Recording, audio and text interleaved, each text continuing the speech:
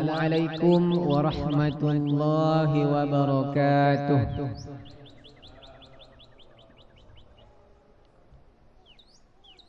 Alhamdulillahil mawsufi bijamali bijami'i sifatil jalali wal kamal, al-munazzah anis syuraka'i wal amsal.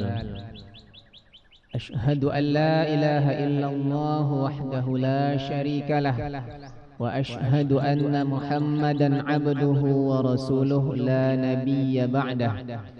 Allahumma salli wa sallim ala sayyidina wa nabiyyina Muhammad wa ala alihi wa sahbihi fi jami'il ahwal. Amma ba'd. Kaum muslimin jamaah Masjid Fastabiqul Khairat yang saya hormati, tidak disebutkan satu persatu, insyaallah kita semua ketika berada di rumah Allah ini adalah hamba-hamba Allah yang patut dan layak untuk mendapatkan penghormatan. Semoga kita semua bisa selalu berusaha untuk mendekatkan diri kita kepada Allah Subhanahu wa ta'ala. Amin ya rabbal alamin. Alhamdulillah wa syukrulillah, bersyukur kita kehadiran Allah Ta'ala. Kita kembali bersama di majlis ini, di tempat yang baik ini. Semoga kita semua juga bisa menjadi lebih baik dari waktu ke waktu dan mengharapkan banyak kebaikan dalam kehidupan kita. Kemudian salawat dan salam semoga senantiasa tercurah kepada Nabi besar Nabi Muhammad sallallahu alaihi wasallam. Allahumma salli ala sayyidina Muhammad wa ala alihi wa sahbihi ajma'in. Bapak-bapak jamaah sekalian yang saya hormati, pada malam hari ini kita kembali berada di majlis ilmu ini untuk mendalami, untuk mengingat kembali atau lebih membuat kita tergerak dan termotivasi untuk melakukan kebaikan-kebaikan dalam kehidupan ini. Pada pertemuan sebelumnya kita awali dan sudah kita sampaikan beberapa hal yang berkaitan dengan kebaikan, keutamaan yang bisa kita raih saat kita berada di majelis ilmu. Kemudian kita juga berharap bahwa kita yang mendengarkan, kita yang hadir menyampaikan lagi kepada yang tidak hadir. Karena begitu rantai ya, pola ajaran Islam ini dulu di awal-awal masa kehadirannya, kedatangannya diajarkan dan disebarkan oleh Rasulullah sallallahu alaihi wasallam dan para sahabatnya. Kata Nabi, hendaklah yang hadir menyampaikan kepada yang tidak hadir. Karena kalau ditunggu hadir semua, tidak akan sampai-sampai nanti. Ya. Maka disampaikan seperti itu oleh Nabi, hendaklah yang datang sampaikan kepada yang tak datang supaya semua sama-sama mendapatkan ilmunya. Bapak, Ibu yang saya hormati, kita lanjutkan pembahasan kita pada malam hari ini. Kemarin kita sudah menawarkan beberapa pilihan dan kembali diserahkan kepada saya. Maka pada kesempatan ini saya ingin menyampaikan pembahasan yang berkaitan dengan tema penting dalam kehidupan kita. Tema tertentu yang memang penting dalam kehidupan ini. Sehingga kalau ini sifatnya tema yang kita bahas, mudah-mudahan semua yang berkaitan dengan persoalan itu bisa kita pahami dengan baik. Karena akan repot ya. Yang jadi masalah itu biasanya ketika kita memahami sesuatu itu setengah-setengah, sebagian-sebagian atau tidak utuh. Jadi kita hanya sifatnya meraba. Ibarat orang meraba katanya dalam gelap kan, ya, yang dirabanya gajah besar sebetulnya, tapi karena dalam gelap yang satu megang belalai, terpegang belalai gajah, dibilangnya gajah itu panjang ternyata. Ya, tidak terlalu besar tapi panjang. Karena kebetulan yang dipegangnya belalai. Ada yang pegang telinga. Dibilang gajah itu ternyata besar, lebar, bukan panjang. Karena ini pegangnya telinga. Nah, jadi karena kondisi seperti ini sehingga gajahnya sendiri tidak jelas bagi masing-masing mereka.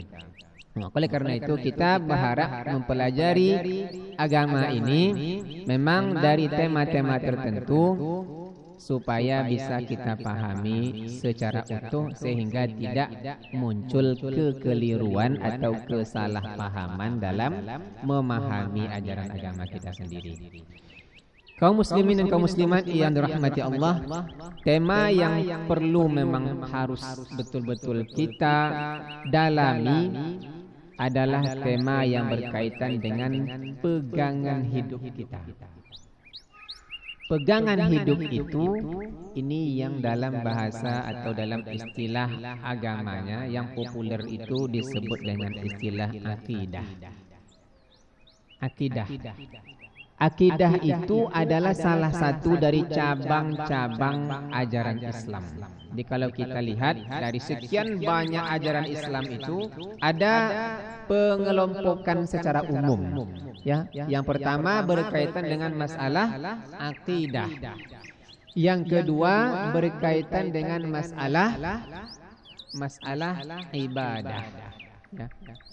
Kemudian yang ketiga berkaitan dengan masalah muamalah. Ya, muamalah. Dan yang keempat yang umumnya dalam kategori itu berkaitan dengan masalah jinayah. Ya, jinayah itu hukum-hukum yang berkaitan dengan sanksi-sanksi ketika seseorang melanggar aturan agama. Yang sanksi itu di dunia. Kalau yang di akhirat semuanya ketika dilanggar ada sanksinya ya. Nah, apapun mengenai ibadah kalau dilanggar tak dibuat ada sanksinya nanti. Ada hukumannya. Tapi itu hukumannya di akhirat. Tapi yang ada pasti hukumannya langsung disampaikan dalam ajaran agama kita dan mestinya diberlakukan di dunia ini. Nah, ini yang masuk dalam kategori jinayah atau hudud istilah lainnya. Di misalnya mencuri apa hukumannya? Nah, itu kan ada dan itu hukum itu di dunia diberlakukan. Berzina ada hukumnya di dunia sebetulnya diberlakukan. Soal di akhirat nanti itu kalau Allah ampuni berarti dia lepas. Tapi kalau tidak diampuni dia tidak bertobat, ya masih saja akan diminta pertanggungjawabannya nanti di akhirat. Nah, dari sekian banyak cabang, dari 4 cabang induk itu, cabang pokok yang di situ sebetulnya ya dasar dari semua ajaran yang lain itu adalah masalah akidah. Ya. Akidah itu kalau kita lihat asal katanya dia sekata dengan akad. Ya, aqdun. Jadi kalau kita terlintas di pikiran kita kalau sebut akad, umumnya yang terlintas apa? Akad nikah. Akad nikah kalau sebut akad. Padahal jual beli juga ada akadnya. Ya, hukum-hukum kita dalam muamalah itu rata-rata berkaitan dengan akad. Jual beli, simpan pinjam, ya, pinjam meminjam, sewa menyewa, ya, gadai, itu semua berkaitan dengan akad. Kenapa disebut akad? Karena dia mengikat. Ya, akad artinya ikatan, ya. Dia mengikat. Orang yang sebelumnya tidak ada kaitan apa-apa, ketika mereka menikah, ini laki-laki ini perempuan menikah, mereka terikat. Dan karena mereka terikat, ada konsekuensi yang mesti berlaku. Nah, itu kan. Makanya ketika orang menikah, dia tidak bisa suka-suka hati lagi sebagaimana dia sebelum menikah. Tidak bisa, karena mereka sudah terikat. Dan ikatan itu punya konsekuensi. Nah, orang meminjam barang kepada seseorang atau minjam uang, sebelumnya nggak ada apa-apa kan? Mereka bebas saja. Tapi ketika si A minjam uang ke si B, ada ikatan dengan sendirinya di situ. Berlaku konsekuensi. Apa konsekuensi? Yang meminjam mesti wajib dia nanti akan mengembalikan. Itu misalnya. Ya. Yang meminjam mesti menetapkan atau menentukan waktu kapan dia rencana akan membayar. Itu kan ikatan-ikatan semua di kontrak namanya, ada kontrak perjanjiannya. Dan itu berlaku, orang berdua ini terikat dengan itu. Maka orang yang memberi pinjaman tak bisa dia menuntut kalau belum jatuh tempo. Bayarnya sebulan nanti kan, berarti bukan nanti bulan depan baru bisa kita nggak bisa seminggu lagi datang tiba-tiba tolong balikan duit yang kemarin. Saya butuh. Nggak bisa dia memaksakan harus kembali pada waktu itu, karena dalam perjanjian awal kesepakatannya yang itu mengikat mereka berdua, kembalinya nanti 1 bulan lagi. Kan begitu kan?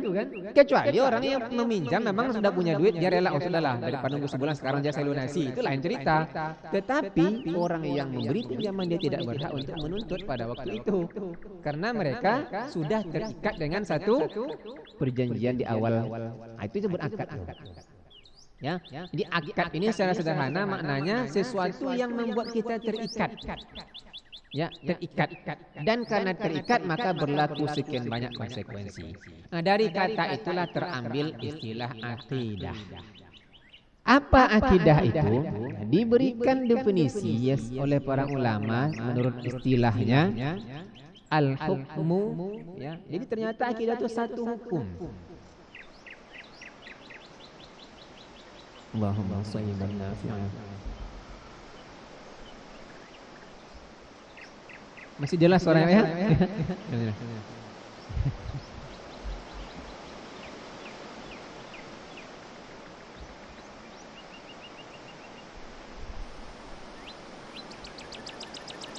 Jadi akidah itu satu hukum yang tidak ada keraguan sedikit pun tentang hukum itu bagi orang yang meyakininya.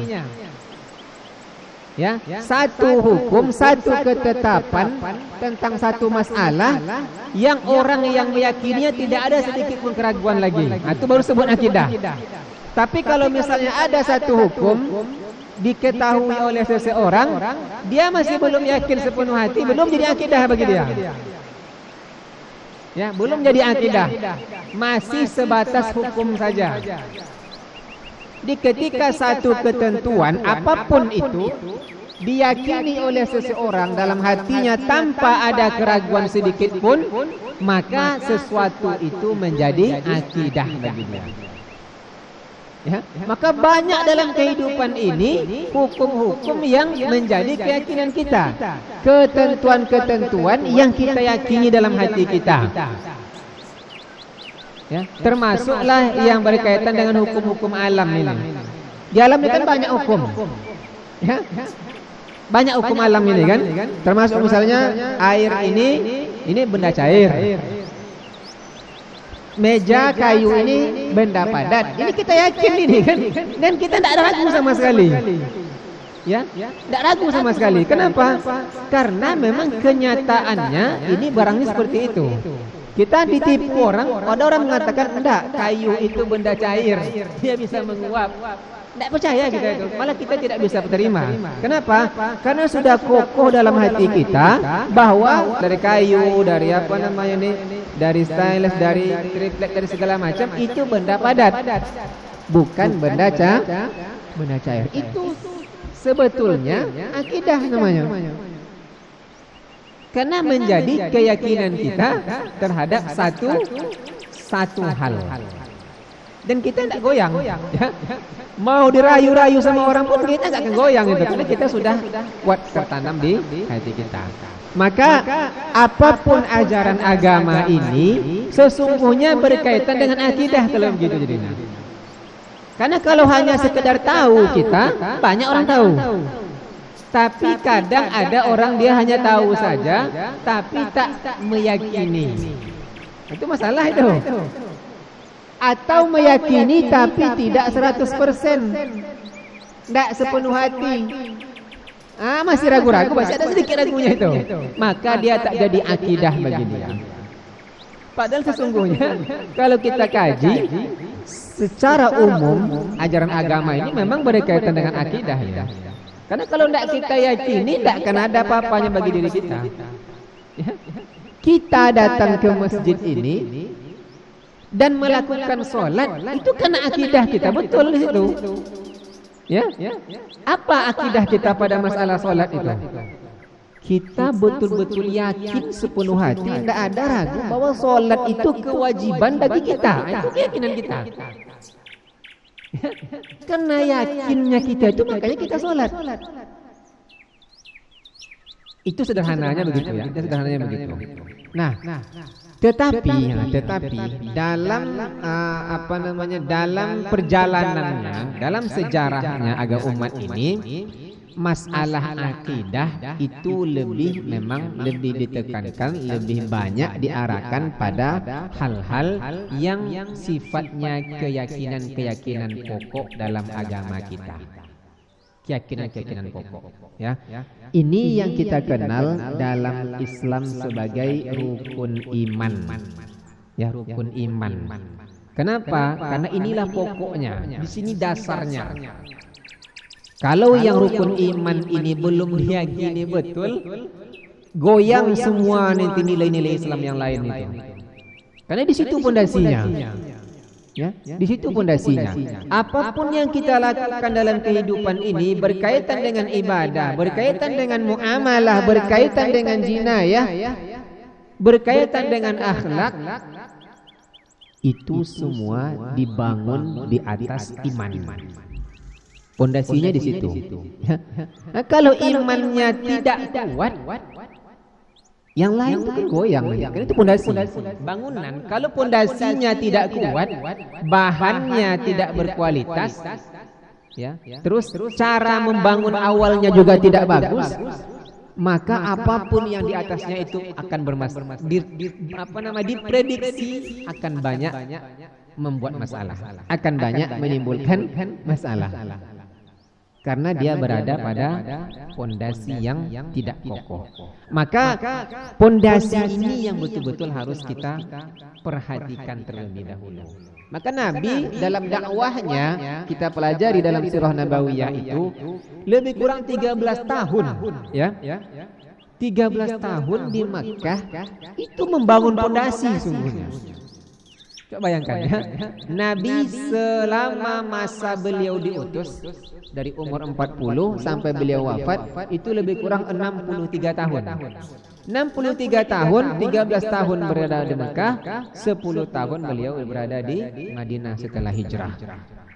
Syariat agama kita ini, ya, syariat agama kita ini yang berupa yang tadi, baik ibadah, ya, baik hukum muamalahnya, apalagi berkaitan dengan masalah jinayah, hudud, itu umumnya nanti disampaikan atau diturunkan dalam Al-Quran ketika sudah berada di Madinah. Jadi 13 tahun di Mekah itu apa isinya ajaran Islam ini? Isinya umumnya berkaitan dengan akidah.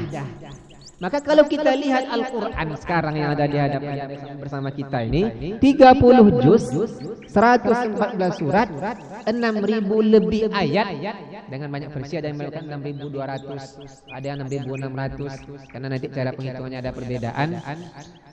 Tapi jelas di atas 6.000 ya. Itu dicek oleh para ulama ahli Al-Quran itu, ayat-ayat yang betul-betul berkaitan dengan masalah hukum itu lebih kurang 500 ayat. Bayangkan, 6.000 lebih ayat Al-Quran yang berkaitan dengan hukum. Kalau hukum kita paham nih ya, kalau disebut hukum dalam istilah agama kita berarti hukum syar'i, hukum taklifi, ya, wajib, sunnah, ya, makruh, mubah, haram. Itu kan hukum syar'i itu ya. Wajib, sunnah, itu dalam posisi kanan paling tidak, karena itu dianjurkan. Kemudian posisi kirinya makruh, haram. Tuh, yang ketegasnya haram. Yang posisi tengah netral, mubah. Itu hukum agama semuanya. Yang berkaitan dengan itu sekitar 500 ayat. Tak sampai 600. Bayangkan. Jadi 6.000 lagi, ya, atau lebih dari 5.000 itu ternyata tidak berkaitan langsung dengan hukum. Apa isinya? Isinya memang umumnya berkaitan untuk membina, membangun, menguatkan dan mengokohkan akidah. Jadi kalau kita baca ayat Al-Quran di sini tidak ada hukum. Coba kita baca ayat itu baik-baik. Itulah hukumnya yang kita pahami apa? Berarti itu ada ajaran yang mesti kita yakini di situ. Ya, yang mesti kita yakini itu. Kalau kemarin kita bahas bismillah, sekarang kita lihat contohkan sedikit ya. Alhamdulillahi rabbil alamin. Sering kita baca kan? Dalam solat kita baca. Dalam banyak kesempatan dibaca ini, termasuk zikir utama ini. Alhamdulillah ini ya. Termasuk zikir yang kata Nabi berat nanti timbangannya di akhirat. Kalimatani khafifatani 'alal lisan, tsaqilatani fil mizan. Ada dua kalimat ringan sekali di lidah, tapi berat nanti pahalanya di akhirat dalam timbangan kebaikan, amal kebaikan. Apa itu? Subhanallah walhamdulillah. Termasuk antaranya. Alhamdulillahirabbil alamin. Ada enggak hukum maksud kita yang 5 itu di situ? Segala puji bagi Allah Rabbul alamin. Ada enggak hukum yang 5 di situ? Ada. Ada hukum wajib di situ. Tidak ada perintah apa-apa kan? Tidak ada sunnah karena tidak ada perintah. Karena kalau berkaitan dengan perintah, baru kalau tidak wajib dia sunnah. Ada tidak larangan di situ? Kalau ada larangan, kalau tidak makruh dia haram. Kan itu aja kemungkinannya. Tidak ada, mubah. Mubah itu hukum yang memang tidak ada kaitan sama sekali dengan perintah atau larangan. Ya. Sekarang kalau kita ucapkan alhamdulillahirabbil alamin, ada tidak kandungan ayat ini? Ada tidak ajaran Islam di situ? Apa ajarannya? Segala puji hanya milik Allah. Allah itu siapa? Rabbul alamin. Nah, itu akidah itu. Dan itu yang harus kita yakini sepenuh hati tanpa ada keraguan. Kalau masih ragu-ragu, iya ndak Rabbul alamin. Kalau ragu-ragu berarti bermasalah dengan akidah. Jadi sederhananya begitu ya. Semua hal yang diberitahu oleh agama kita, informasi agama kita ini dalam Al-Quran, itu ayat Al-Quran semuanya. Atau dari hadis-hadis Rasulullah Sallallahu Alaihi Wasallam. Itulah informasi agama kita, tidak ada yang lain. Ya. Jadi kalau disebut dari mana informasi agama kita ini berasal, dua itu sebenarnya teman. Maka inilah sumber dasar Islam itu kan cuma dua itu aslinya. Ya. Dari Allah wahyu diturunkan kepada Nabi Muhammad, inilah yang kita sebut Al-Quran. Kemudian Nabi yang menjelaskan wahyu itu ya, sebagai pembawa risalah, maka apapun bentuk penjelasan Nabi, baik lewat ucapan, baik lewat tindakan, atau tidak ada keputusan apa-apa Nabi ketika menyaksikan satu kejadian, satu peristiwa, itu hukum sendiri. Dan itu adalah bentuk penjelasan dari Nabi terhadap apa yang Allah turunkan. Nah, semua informasi ini satu yang diminta dari kita semua. Apa? Meyakininya sepenuh hati tanpa keraguan. Itu dulu yang kita fokuskan ya. Jadi apapun ayat Al-Quran, mulai dari Bismillah, dari surah Al-Fatihah sampai nanti di akhir surat An-Nas, kalau urutan mushafnya yang kita pakai, ya. Apa ujungnya surah An-Nas itu? Minal jinnati wan nas. Semua ayat itu yang diminta kepada kita bahwa apa yang terkandung dalam ayat itu benar adanya. Yang meyakini itulah yang di akidah kita. Ini pokoknya dulu. Karena iman itu kalau kita cari definisinya, ulama-ulama sudah membuat definisi. Apa definisinya? Apa definisi iman? Tasdiqum bil qalbi. Membenarkan, membenarkan aku betul itu bahwa itu benar. Membenarkan sepenuh hati apa? Maja'a bihi nabiyuna Muhammad sallallahu alaihi wasallam. Apapun yang dibawa oleh Nabi mesti kita yakin itu benar. Itulah iman itu. Itu awal sekali akidah kita ditanamkan. Jadi apa saja yang dibawa, apa yang dibawa Nabi? Al-Quran. Semua ayat Al-Quran itu Nabi yang menyampaikan ke kita. Apalagi sabda-sabda beliau, sunnah-sunnah beliau, itu semua dari Nabi. Apapun yang datang dari Nabi, tugas pertama kita sebagai seorang mukmin Muslim adalah mengakui bahwa itu benar. Dan itu menjadi keyakinan yang kokoh dalam diri kita. Itu dasarnya baru. Kalau ini belum kuat, soal membenarkan ini masih ada yang belum inilah yang akan bermasalah di belakang-belakang. Nah, kalau disampaikan orang nanti ayatnya begini, masih mikir-mikir itu. Masih mikir-mikir ini. Mikir-mikirnya itu apa? Apa ayat ini berkaitan dengan ini? Apa betul ayat ini? Apa namanya ini menjelaskan tentang itu? Apa betul hukum ayat ini, apa perintah dalam ayat ini betul kita harus laksanakan? Masih banyak keraguan-keraguannya. Sementara tugas kita sekali lagi, yang pertama sekali sebagai seorang mukmin adalah meyakini itu dengan sepenuh hati tanpa ada keraguan sama sekali. Karena kalau sudah diragukan, mau dibangun apapun di atas itu kita tidak bisa nanti. Akan kita ragukan juga yang lain itu. Karena prinsip dasarnya kita lewatkan. Jadi kita berbicara tentang semua persoalan akidah yang lain, semua masalah di rukun iman, itu kan bangunannya berasal dari yang tadi dulu. Kalau kita tak membenarkan informasi yang dalam Al-Quran, tak membenarkan informasi yang disampaikan Nabi, apa yang mau kita pegang? Apa yang mau kita yakini? Sebanyak itu ajaran Islam tidak bisa kita yakini. Kenapa? Karena sumbernya tidak kita yakini. Sumbernya jelas tadi. Ya, makanya iman itu dimaknai oleh para ulama membenarkan. Ya, artinya mengakui dalam hati kita bahwa itu benar. Apa? Semua yang dibawa oleh Nabi Muhammad sallallahu alaihi wasallam. Dan itu pada perkembangan zamannya banyak tingkatan-tingkatan manusia dalam masalah meyakini ini. Ada yang yakin hanya dengan Al-Quran saja, dia tidak begitu yakin dengan sabda Nabi, hadis-hadis Nabi, karena banyak yang palsu. Ya betul, banyak yang palsu. Tapi dia menafikan akhirnya dengan kata, dan gara-gara ada yang palsu itu yang lain yang tidak palsu jadi ditolak juga. Makanya ada kelompok mungkirus sunnah, orang-orang yang ingkarus sunnah. Apa ingkarus sunnah? Tak diterimanya keberadaan hadis itu sebagai sumber hukum Islam ini. Dia hanya pegangnya Al-Quran satu aja. Oh, tak ada dalam Al-Quran, ya sudah. Tidak ada hukumnya di situ. Al-Quran tidak ada bicara tentang itu. Ditolaknya hadis Nabi. Nah, ini kan bermasalah. Berapa banyak ajaran agama ini yang dibangun dari hadis?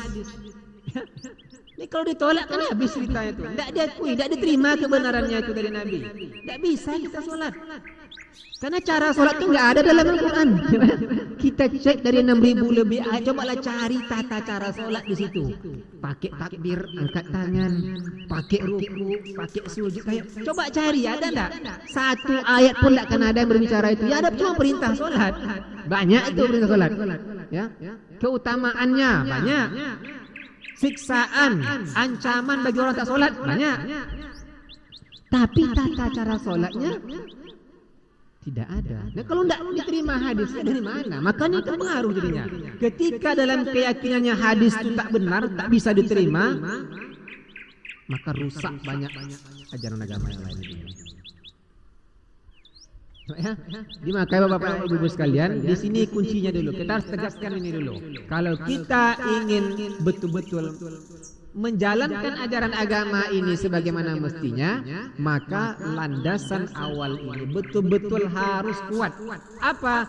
Kita betul-betul mengakui kebenaran apapun yang disampaikan oleh Allah Ta'ala dalam Al-Quran dan yang disampaikan oleh Rasulullah dalam hadis-hadisnya yang makbul. Makbul itu kalau tidak sahih, hasan.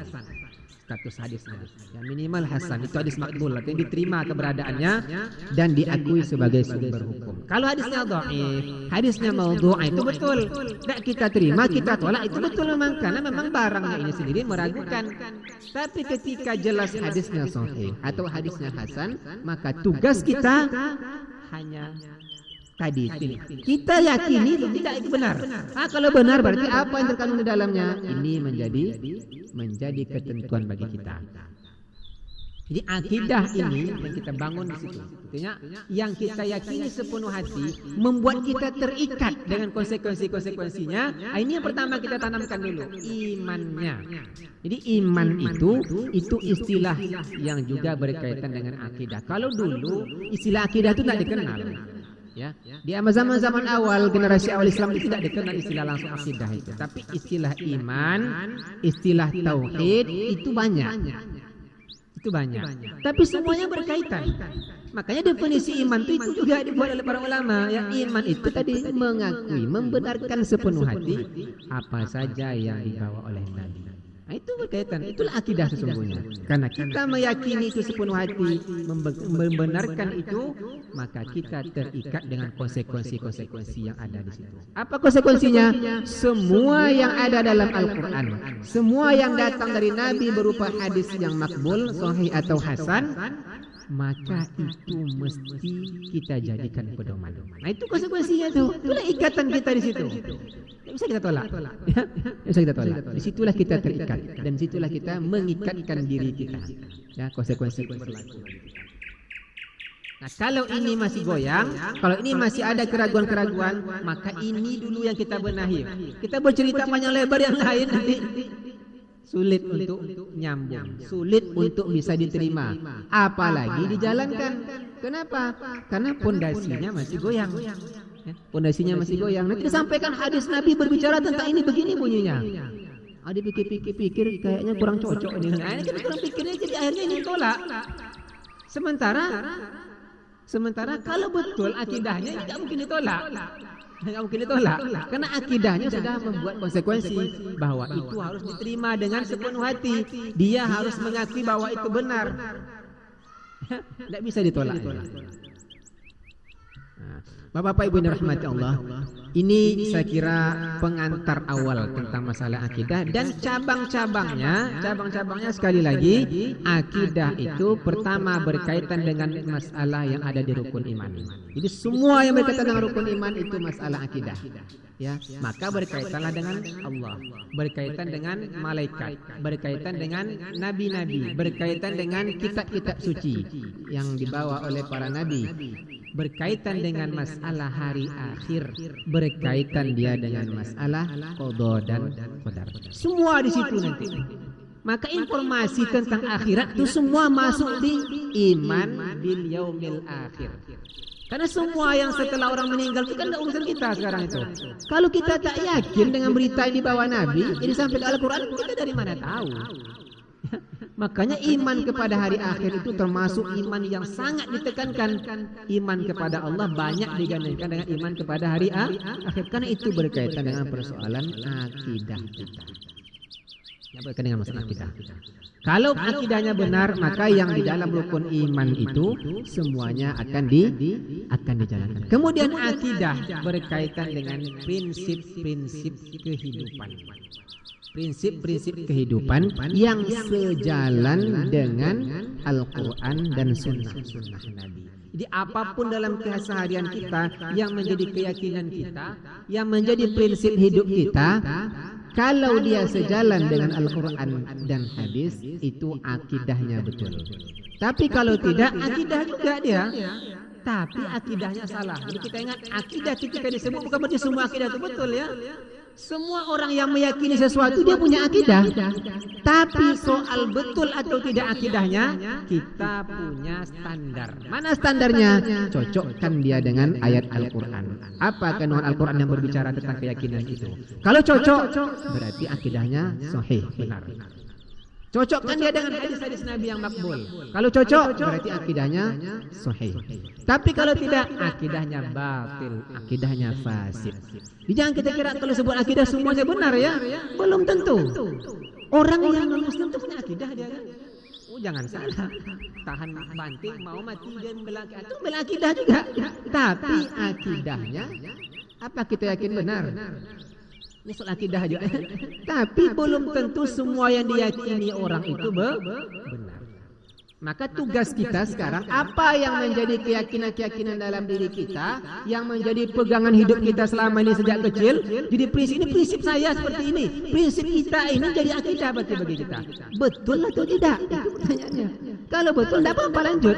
Pertahankan. Kalau tidak betul, tugas kita memang tidak bisa bertahan dengan akidah yang seperti itu. Karena itu salah. Ya, itu batil. Maka harus kita perbaiki, robah kepada yang benar. Nah, itu tugas kita. Maka nanti kajian-kajian kita semua mengarah ke situ. Bagaimana akidah kita menjadi akidah yang benar. Apa yang kita yakini dalam hidup ini tidak salah. Karena kalau salah dalam keyakinan, prakteknya banyak yang salah nanti. Pasti banyak yang salah. Kenapa? Orang biasanya mengikuti apa yang dalam keyakinannya. Orang biasanya melakukan sesuatu menurut prinsip yang dipegangnya. Nah, Jadi kalau itunya salah, maka yang lain nanti akan banyak yang salah. Nah, mudah-mudahan ini mengantar kita, karena kita memang menginginkan uraian kita tidak terlalu banyak. Jadi kalau ada hal-hal yang memang perlu kita bahas lebih jauh, ini kami persilahkan. Terima kasih.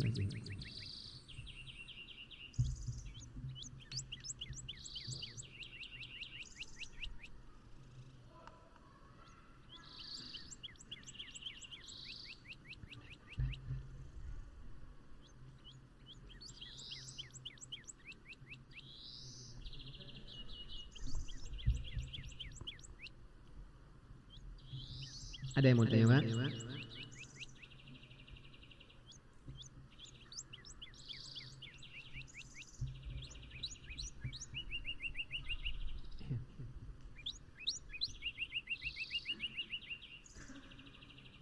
Ya. Kita membahas ini, yang perlu kita garis bawahi juga, artinya rambu-rambu kita dalam memahami masalah akidah ini, kita berusaha, ya, sekali lagi mencari landasan akidah kita itu berdasarkan apa yang dibawa oleh Nabi. Nah, itu intinya. Mari kita situkan dulu ya. Artinya nanti ada pendapat-pendapat, oke, pendapat itu ada. Tapi sekali lagi tugas kita adalah bagaimana menyesuaikan, ya, bukan ayatnya disesuaikan dengan apa yang kita pahami, tapi pemahaman kita dengan apa yang diinginkan, yang dimaksud oleh ayat atau hadis Nabi yang berbicara tentang masalah itu. Sekarang persoalan akidah kan termasuk yang kembali diangkat dan ribut orang ternyata ketika bahas masalah kita. Betulnya bukan masalah ribut, tidak ada urusannya dengan ribut itu, ya. Artinya tidak perlu itu menjadi sesuatu yang perlu diributkan, asalkan sekali lagi kita semua kembali menyesuaikan. Kalau memang tadi kan tidak semua yang kita yakini selama ini, bisa jadi ada yang keliru, memang bisa jadi ada yang salah, sehingga akidah kita selama ini memang tidak betul, berarti akidahnya batil. Nah, maka ketika kita dihadapkan dengan informasi yang kita dituntut meyakini kebenaran informasi itu apa, Al-Quran dan hadis-hadis Nabi yang makbul, maka kita bukan menolak nasnya, ayat atau hadisnya, tapi menyesuaikan apa yang menjadi akidah kita, yang menjadi prinsip kita terhadap apa yang dimaksud oleh ayat atau hadis. Dari mana kita tahu maksudnya? Tahu maksudnya ini betul memang kita pahami dari penafsiran-penafsiran para ulama atau syarah-syarah yang disampaikan oleh para ulama terhadap hadis-hadis yang berkaitan dengan itu. Karena kalau Al-Quran kan namanya tafsir ayat. Kita tengok tafsirnya. Ulama-ulama semua sudah membahas. Nah, ada ayat Al-Quran yang tidak dibahas oleh ulama dari dulu. Ya. Tebal-tebal kitab tafsir itu. Itu semua ayat Al-Quran itu sudah dibahas. Kita tinggal menengok kira-kira arah pemahaman ayat itu seperti apa yang dipahami oleh para ulama dulu. Hadis, semua hadis Nabi, ya, yang diketahui dan sudah terjelas dikumpulkan, dikoleksi dalam kitab-kitab hadis, itu sudah disyarah oleh para ulama juga. Ya, kitab-kitab induk itu, yang kutubus sittah, kutubus tis'ah, itu rata-rata ada syarahnya. Dan sudah ada ulama yang memberikan pemahaman tentang maksud hadis-hadis itu yang berkaitan dengan masalah itu. Jadi kita kalau membahas masalah-masalah akidah ini memang tak bisa kita hanya mengandalkan apa yang ada pada pikiran kita atau berpegang pada apa yang kita pahami selama ini dari kata-kata orang, atau yang disampaikan orang yang itu ternyata tidak punya landasan yang kuat. Karena sekali lagi landasannya tidak boleh salah. Ketika landasannya salah, ya salah juga ujungnya nanti. Dan dia bisa goyang. Ingat, ketika yang kita bangun itu pondasi agama ini kan akidah tadi. Ketika pondasi ini kita bangun dari sesuatu yang kurang yakin kita dengan sesuatu itu, atau masih ada ragu-ragunya kita, sementara itu yang kita bangun untuk pondasinya, maka nanti ketika muncul suatu waktu hal-hal yang menggoyang itu, maka yang runtuh bukan hanya apa yang di atas bangunannya, tapi sampai ke bawahnya bisa runtuh. Maka oleh karena itu persoalan akidah itu mesti kita bangun, mesti kita kita kuatkan itu lewat landasan-landasan yang jelas. Landasan-landasan yang memang tak menimbulkan keraguan lagi. Apa yang tak menimbulkan keraguan lagi? Jelas sumber utamanya tadi. Karena kalau ragu kita berarti kita yang bermasalah lagi. Sementara kita sudah dituntut untuk meyakini, ya. Apa yang kita yakini tadi? Sumber dasarnya Al-Quran dan As-Sunnah. Karena itu yang dibawa oleh Rasulullah, dan itu yang menjadi konsekuensi dari iman kita, akidah kita. Jadi dasarnya dari situ dulu kita mulai. Maka apapun pembicaraan kita nanti berkaitan dengan Allah, berkaitan dengan para nabi, berkaitan dengan hari akhir, apalagi berkaitan dengan takdir, ini banyak sekali persoalan. Ya, banyak sekali persoalan. Karena kita ini semua, ya, kita ini semua hidup ini kan mengikut takdirnya. Kita ini tidak ada yang lepas dari takdir Allah kepada kita. Takdir makhluk ini sudah dituliskan 50.000 tahun sebelum alam semesta ini jadi, ya. Sebelum penciptaan langit dan bumi, Allah sudah tetapkan takdir makhluknya. Nah, ini kan jelas itu. Arti kita ini kan berada mengikuti takdir. Tidak bisa kita melawan takdir pada dasarnya, kan? Tetapi persoalan takdir itu ternyata juga tidak sederhana. Tidak sederhana. Karena ada yang fatal nanti memahami takdir. Ada yang pasrah jadinya karena sudah takdir. Nah, ini kan pasrah namanya ini. Salah lagi. Ada lagi yang keliru. Enggak, takdir ini kita bisa atur kok. Malah kacau lagi. Ya? Jadi persoalan takdir itu saja itu membuat sikap manusia di dunia ini macam-macam dia. Itu hanya persoalan dia meyakini takdirnya seperti apa. Keliru sedikit saja dia meyakini, maka efeknya pada banyak hal dalam kehidupannya. Ya, banyak hal dalam kehidupannya. Jadi masalah itu saja itu banyak. Apalagi masalah-masalah yang lain, masalah hari akhir, itu juga berkaitan dengan keyakinan kita. Kalau tak yakin orang dengan hari akhir, tidak ada dia semangat beribadah. Itu apa ibadah? Saya bertanya, itu apa ibadah itu? Dia tidak yakin dengan hari akhir. Sementara ibadah itu rata-rata nanti hasilnya kan dapatnya kan besok itu. Di hari akhir itu dia tidak yakin macam mana lagi. Jadi semangat ibadah itu bisa hilang. Bisa tidak perlu ibadah orang itu. Bisa malas dia beribadah. Kenapa? Karena ada yang kurang diyakininya. Apa yang kurang diyakininya? Hari akhir itu tidak yakin dia. Karena kalau dia yakin akhir itu banyak konsekuensinya. Dia harus yakin adanya surga. Yakin dia ada neraka. Dan itu kan memang apa pilihannya nanti. Kalau tak masuk surga, neraka. Itu kan jelas nanti pilihannya. Oh, dia yakin nanti bahwa amalannya semua akan ditampakkan lagi nanti. Itu kan masalah keyakinan semua itu. Nah, kalau dia sudah tak yakin dengan hari akhir, habis semua yang lain itu nanti itu. Ya. Jangan dibaca lagi nanti. Oh, dia akan dapat kitab catatan amalan. Mana catatan amalan dari mana? Itu di akhirat nanti. Oh, dia sudah tak yakin dengan hari akhir, berarti habis cerita yang itu. Ngapain dibahas lagi? Oh, nanti orang semua melewati sirat, jembatan penyeberangan menuju surga, di bawahnya neraka. Tidak bisa dibahas di panjang lebar kalau dia sudah tak yakin dengan hari akhir. Habis ceritanya sampai situ aja. Makanya persoalan akidah itu banyak cabangnya, tetapi kembali ada induknya, ada dasar utamanya. Dari semua cabang kembali ke rukun iman yang 6 tadi. Ya, dari rukun iman yang 6 itu puncak ataupun yang paling pokok sekali yang mesti jadi pegangan, ini yang pertama, yang masalah imannya betul. Bahwa semua yang dibawa oleh Nabi, apapun berita yang disampaikan Nabi, baik dalam ayat Al-Quran ataupun dalam hadis-hadisnya yang makbul, itu mesti diakui kebenarannya. Itulah dasarnya dulu. Kalau tidak yang lainnya habis semua nanti. Ya, maka urutan-urutannya seperti itu. Dasar utamanya ini dulu, keyakinan awalnya dulu kepada risalah Nabi Muhammad. Oh, kalau sudah yakin, baru nanti di antara risalah itu ada konsep-konsep iman. Disebut rukun iman. Dari rukun iman itulah bercabang-cabang persoalan-persoalan akidah yang lain. Jadi kalau dasar awalnya sudah bermasalah, maka yang lainnya akan lebih banyak masalah lagi. Ya.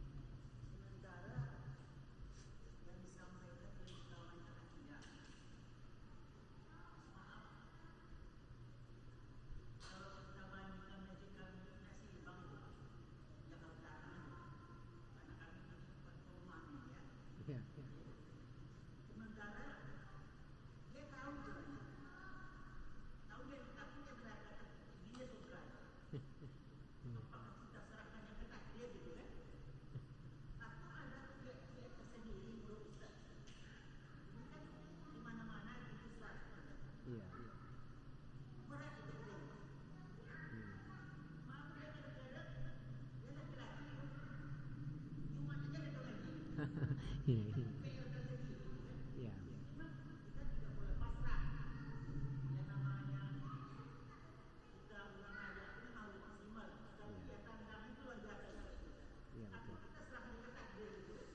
Udah takdirnya dia begitu.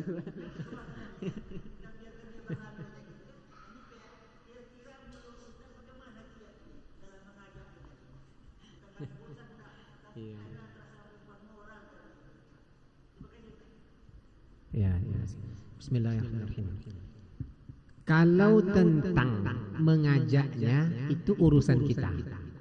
Nah, ini lagi soal mengajak itu urusan kita. Dan itu yang menjadi tanggung jawab kita, konsekuensi bagi kita yang tahu sesuatu. Nah, itu konsekuensinya itu. Ya, tugas kita mengajak, menyampaikan kepada siapapun. Itu urusannya kita. Artinya pilihan bagi kita menjalankan ini, menyampaikan ini kepada orang lain, itu kita bangga bagian dari takdir kita yang datang ke sini. Ini dari kita tuh, kita datang ke sini, maka di antara takdirnya kita ketika datang, maka kita harus menyampaikan kepada orang yang tidak datang. Itu urusan kita. Soal yang disampaikan, dia terima, dia dengarkan atau tidak, itu urusan dia. Itu urusan dia. Apakah itu takdirnya memang seperti itu? Belum tentu juga. Belum tentu juga. Karena sekali lagi takdir ini juga ada ada yang sifatnya umum, ada yang khusus. Takdir umum itu berlaku bagi semua, siapapun. Ya, berlaku. Makanya nanti kalau kita bahas masalah takdir, ini kita harus pahami betul nih. Ya, ada takdir itu yang sifatnya umum, ada yang sifatnya khusus. Nah, oh, sudah masuk. Jadi kita gimana cerita ini? Kita jeda dulu ya. Memang rencana kita begitu nih Pak ya. Karena ini panjang cerita ini ya. Kita tetap sesuai dengan apanya waktu. Kalau waktu bisa masuk ya kita lanjutkan dulu. Apa kita pending dulu? Ya kita nanti sambung setelah sholat isya. Ya silakan azan. Ya kita tutup dulu pada sesi ini. Sampai alhamdulillahirabbil